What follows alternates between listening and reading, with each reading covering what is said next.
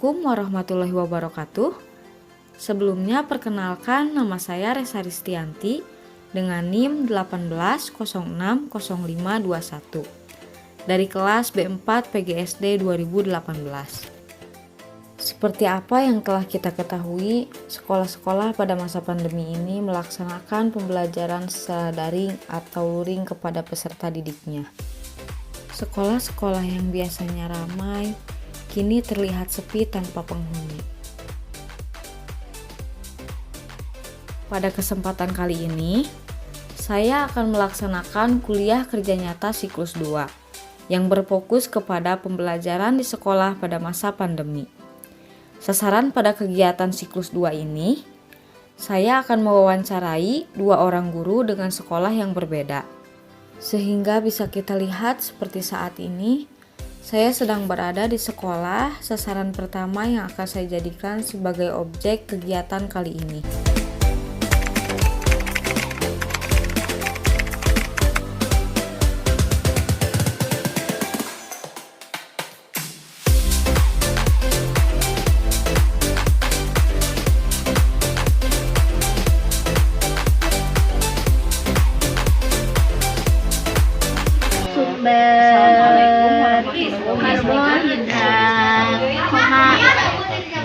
Sebelumnya perkenalkan, nama saya Resa Ristianti. Saya mahasiswa IPB Siliwangi yang sedang melaksanakan KKN ya Pak ya. Di sini saya akan melakukan wawancara kepada Bapak. Apakah Bapak bersedia untuk menjawab saya? Insya Allah selama saya bisa menjawab akan saya bantu.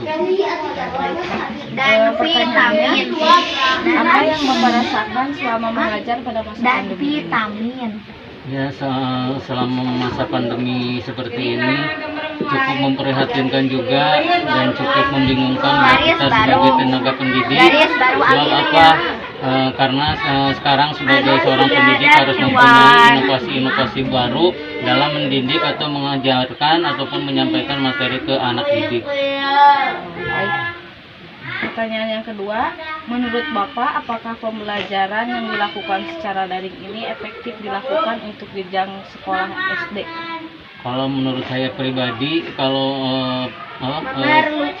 pembelajaran secara daring itu kalau untuk tingkat dasar itu kalau menurut saya kurang efektif. Sebab apa? Karena untuk tingkat dasar mereka belum betul memahami tentang dunia internet.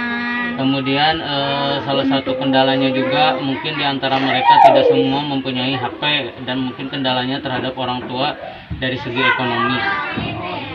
Jadi dari segi penguasaan handphone juga orang tua belum bisa ya Pak ya? Betul, nah itu keterbatasan. Ya, keterbatasan dari orang tuanya sendiri, mulai dari gadget kayak gitu ya Pak ya. Walaupun anak dikasih handphone buat belajar, pastinya lama dipakai buat bermain itu, game. jadi mungkin minimal untuk belajar sebagian besarnya itu untuk dipakai untuk bermain, buat untuk antar tingkat dasar bisa seperti itu kejadiannya. Pertanyaan selanjutnya, apa kendala yang Bapak rasakan pada saat mengajar online? Yang pertama tadi ya kurangnya jaringan internet. Kalau misalkan ketika di perkampungan gitu kan jaringan internetnya kurang memadai. Kemudian ketersediaan kuota yang diberikan pemerintah juga belum memadai. Kemudian ketersediaan HP Android yang dipergunakan oleh siswa juga mungkin itu terbatas. Jadi tidak semua yang mempunyai HP Android yang bisa digunakan untuk dijadikan alat untuk proses KBM ya. Nah, kemudian kendala yang lainnya juga yaitu tadi keterbatasan dari iptek, dari orang tuanya sendiri dan juga siswanya. Mungkin seperti itu. Media apa yang biasa diberikan kepada siswa Pak untuk melaksanakan pembelajaran daring ini? Nah, untuk sekarang ini di tingkat dasar kami baru bisa memberikan materi melalui via WA saja.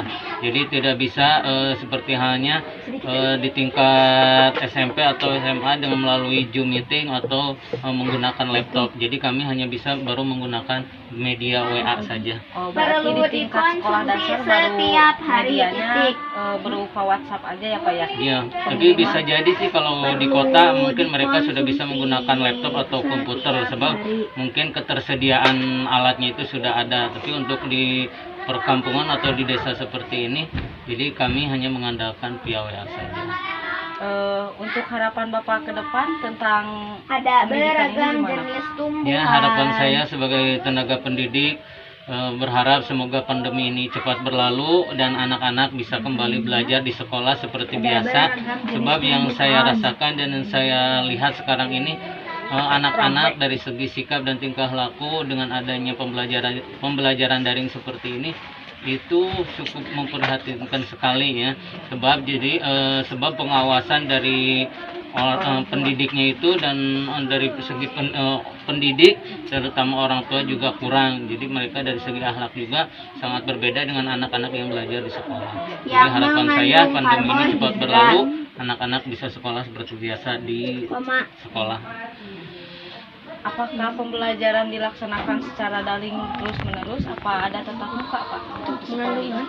Nah, untuk di sekolah ini kami mensiasati, jadi ada sistem rolling ya. Jadi sehari anak-anak tatap muka, sehari anak-anak online. Jadi itu disiasati supaya mereka tidak bosan atau jenuh dalam mengikuti kegiatan pembelajaran ini. Nah, seperti sekarang ini ya Pak ya, kan anak-anak datang ke sekolah. Betul. Nah, ini masuk semua full apa dibagi dua?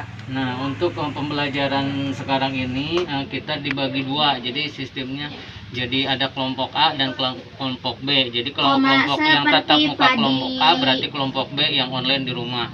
Nah, besoknya kelompok B yang online berarti yang tatap muka berarti yang online kelompok A di rumah belajar online.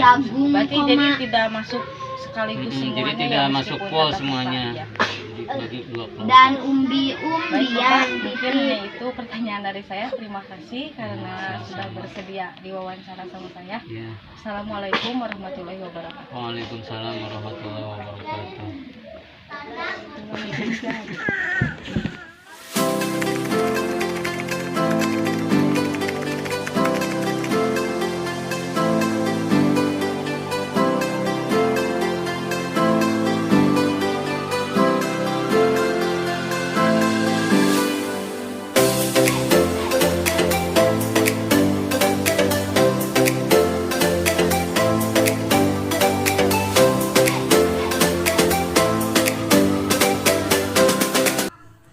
Assalamualaikum warahmatullahi wabarakatuh. Waalaikumsalam warahmatullahi wabarakatuh. Sebelumnya, perkenalkan nama saya Resa Ristianti. Saya mahasiswa PGD IKIP Siliwangi yang sedang melaksanakan kuliah kerja nyata ya Bu ya. Tepatnya di Desa Sukamana, Kecamatan Bojong, Kabupaten Purwakarta. Nah, di sini saya sedang melaksanakan KKN siklus 2 ya Bu ya. Khususnya ini untuk melakukan wawancara kepada 2 orang guru ya Bu ya. Fokusnya tentang pendampingan belajar di masa pandemi. Di sini kan perkampungan ya Bu ya, tepatnya apakah di sini sama pembelajaran dilaksanakan secara online? Ya, sama. Oh, berarti sama saja ya Bu. Pantesan sekarang di sini tepatnya di PAUD Hoirunisa sekolah begitu sepi ya Bu ya, tidak ada siswa yang masuk ke sekolah. Baik Ibu, pada kesempatan kali ini saya akan mewawancarai Ibu. Apakah Ibu bersedia untuk diwawancara?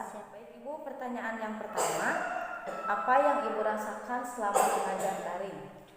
Saya sih merasa kesulitan karena pembelajaran melewati teknologi ya. Soalnya di sini daerah perkampungan, jadi semua orang tua belum mengenal teknologi semuanya gitu. Jadi kan buat laporan ke sana daring harus ada video, ada foto. Ibu-ibu kampung, namanya juga ibu kampung, pasti ada sibukan masing-masing. Iya, agak kesusahan ya Bu ya. Iya. Jadi tidak semua orang tua juga memiliki handphone ya Bu ya pada Iya. saat ini. Yang kedua, menurut Ibu, apakah pembelajaran daring ini efektif dilakukan untuk di jenjang sekolah PAUD? Tidak. Tidak efektif ya Iya, Bu ya? soalnya kan kalau anak PAUD itu masih masa dini itu maksudnya belum fokus ke belajar, jadi pembelajarannya itu harus dari guru langsung. Jadi pihak orang tua pasti kenapa dikesekolahin berarti udah buat menitipkan iya. anaknya belajar di sekolah ya Bu ya. Iya. Jadi kalau misalkan pembelajaran dilaksanakan secara daring, anak itu didampingi oleh orang tua belajarnya, jadi tidak langsung diajari oleh guru ya Bu ya. Guru hanya mengirimkan materi saja via WA ya Bu ya biasanya. Iya. Untuk medianya sendiri ya Bu ya, untuk Ibu mentransfer ilmu kepada anak-anak, media apa yang diberikan oleh Ibu kepada anak-anak? Media Ya pembelajaran. dikasih buku seperti kertas fotokopian, tugasnya terus melewati WA. Oh berarti tugas dikirim via WA. Iya. Dan sebelumnya Dibagiin dikasih kertas Iya. ya, kertas berupa kertas fotokopian materi belajar. Apakah siswa masih disiplin waktu ketika siswa belajar di rumah dan belajar di sekolah? Jelas tidak, karena waktu kadang ada siswa yang absennya pagi, siang, jadi nggak efektif di waktu itu. Jadi orang tuanya kadang ada pegang HP, ada yang enggak kan. Jadi orang tua masing-masing punya kesibukan. Oh, jadi orang tua juga memiliki kesibukannya masing-masing Iya. ya Bu ya. Terkadang si orang tua untuk absen aja minjem ke kakaknya. Iya, Jadi betul. HP kakaknya dipakai sama kakaknya untuk belajar online juga ya Bu Iya, ya. jadi kendalanya kendalanya itu orang tua pasti kesulitan karena kan anak juga kan namanya juga anak tuh ada yang boleh pinjam, ada enggak gitu. Iya. Jadi kesulitannya di handphone ya Bu ya.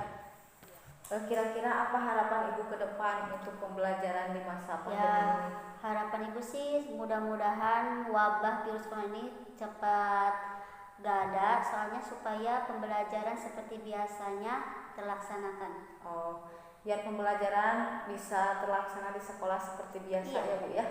Jadi ketika anak belajar di rumah itu tidak sedikit anak yang disiplin ya Bu ya. Banyak anak-anak yang tidak disiplin waktunya juga ya. Iya. Ya. Terima kasih Ibu sudah mau diwawancara.